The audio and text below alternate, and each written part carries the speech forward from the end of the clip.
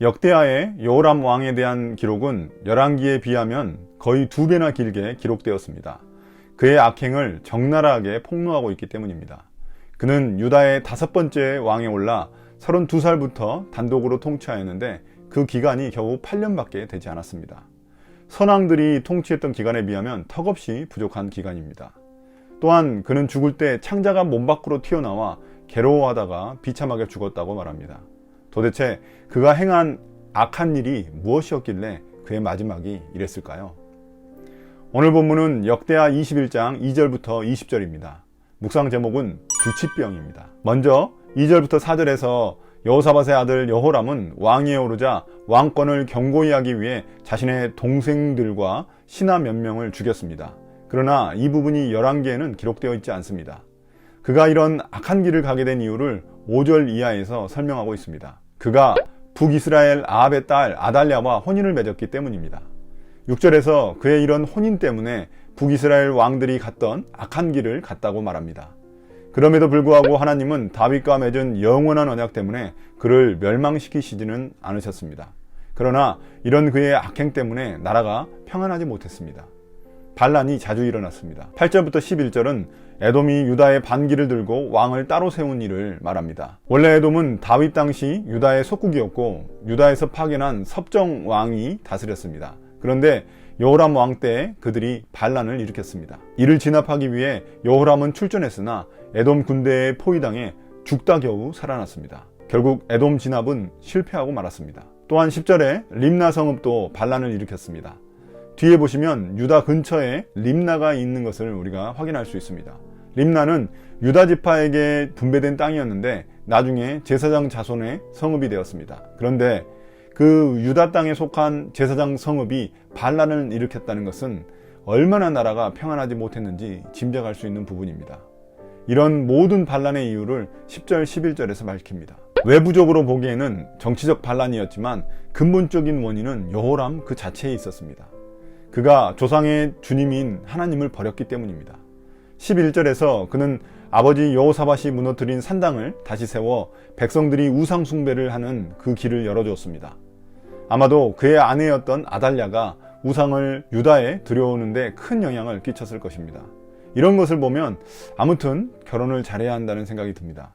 가문과 가문의 결혼이라는 사실을 잊지 말아야 합니다. 신약성경 고린도전서 7장에 바울이 말하는 결혼관을 보면 꼭 믿는 자와 결혼해야 하는 것은 아닌 것 같습니다. 그렇지만 여호람의 케이스를 볼 때 믿지 않는 자와 결혼하는 것이 어떤 대가를 치를 수 있는지는 분명히 알아야 합니다. 결국 우리가 어떤 가치를 우선순위에 두고 결혼하느냐가 중요한 것입니다.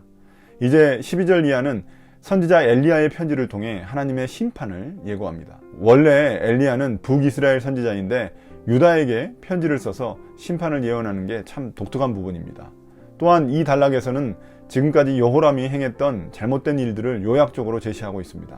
12절 이하 내용들이 모두 열왕기에는 없는 내용인데 역대기에는 들어가 있습니다. 아무튼 여호사밧의 죄를 요약해서 제시하고 심판을 선언합니다. 그는 왕권에 대한 탐욕으로 자신의 동생들을 죽였고 우상숭배로 백성들을 잘못된 길로 인도했습니다. 그는 마치 북이스라엘 아합 왕과 같이 악한 일을 하여 아버지 여호사밧과 할아버지 아사가 걸었던 길에서 떠났습니다. 한마디로 말해서 그는 주님을 찾지 않았고 주님의 길에서 완전히 벗어났습니다. 그 결과 그에게는 심판이 선포됩니다. 하나님은 그의 백성들, 그의 자식들, 아내들, 그가 가진 재산에 큰 재앙을 내리십니다. 또한 육체적으로도 그에게 병을 주어 창자가 빠져나와 비참하게 죽게 만드셨습니다. 16절, 17절은 이제 국외적으로도 동맹을 맺었던 나라들의 배신이 일어납니다. 주님은 아라비아 사람들이 유다를 침략하게 만드셨습니다. 그들로 인해 왕궁의 모든 재물을 탈취당했고 여호람은 그의 아들들과 아내들까지 빼앗겼습니다. 겨우 막내 아들 아하시아만 잡혀가지 않고 남았다고 말합니다. 18절 19절은 이제 그의 비참한 마지막 모습이 묘사됩니다. 주님께서 그에게 불치병을 주셔서 2년 동안 앓게 하셨고 나중에는 창자가 몸 밖으로 빠져나와 괴로워하며 비참하게 죽게 만드셨습니다. 그런데 19절 하반절에 보면 원래 왕이 죽으면 백성들이 통곡하고 향을 피워야 되는데 여호람이 죽었을 때는 향도 피우지 않았다고 말합니다. 얼마나 백성들의 신뢰를 잃고 안 좋은 왕으로 여겨졌는지 알 수 있는 대목입니다. 그의 비참함은 20절에 요약적으로 제시됩니다. 32살에 왕위에 올라 겨우 8년을 다스리다가 비참하게 죽었다는 것입니다. 심지어 그의 죽음을 슬퍼하는 사람도 없었다고 말합니다. 그는 겨우 다윗성에 묻히기는 했지만 왕실 묘지에 장사하지도 못했습니다. 그만큼 그의 업적을 기릴 것조차 없었다는 의미입니다. 후손들이 기억할 가치조차 없는 왕임을 보여주는 것입니다. 할아버지 아사와 아버지 여호사밧이 겪던 일과는 너무나 대조적입니다. 그 두 사람은 완전하지는 않았지만 그래도 주님의 길을 걸었던 사람들입니다. 그래서 주님은 그들에게 수많은 자손의 복을 주셨고 또 재물의 복도 주셨습니다.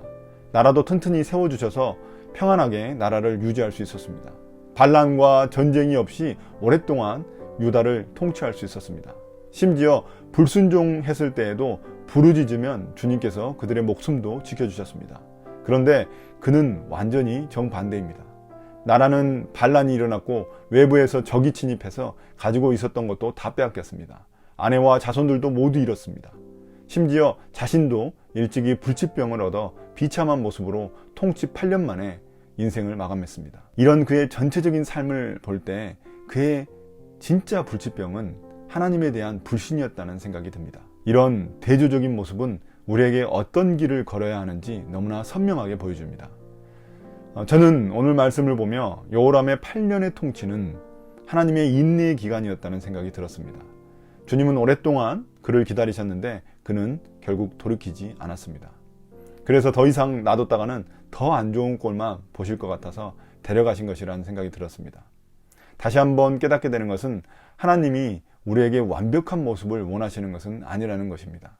우리가 인간으로서 완벽할 수조차 없습니다. 그러나 흔들릴지언정 결국 방향을 찾는 나침반처럼 우리의 마음이 언제나 하나님을 향해야 한다는 것입니다. 이것이 역대기에서 강조하는 하나님을 찾는 것의 요점이 아닐까요? 오늘도 나침반처럼 하나님의 마음을, 주님의 마음을 찾아가는 우리가 되길 원합니다. 오늘 묵상을 마치겠습니다. 감사합니다.